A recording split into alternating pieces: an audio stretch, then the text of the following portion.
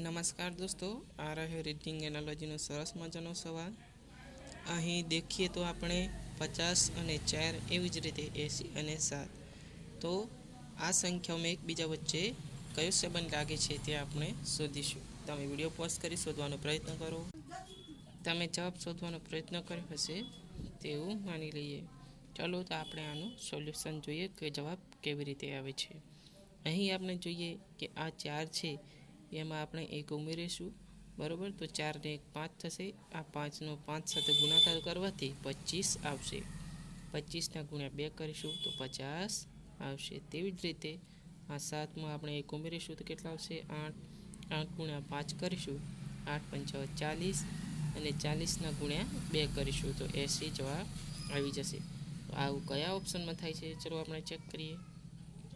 અહીં બી ઓપ્શન જોઈએ તો 6 + 1 7 થશે. એ 7નો ગુણાકાર 5માં, તો 7 પંચા 35. 35નો ગુણાકાર 2માં કરીશું તો 70 મળશે, જે અહીંયા છે. માટે આપણો ઓપ્શન બી સાચો જવાબ થઈ જશે. Thank you.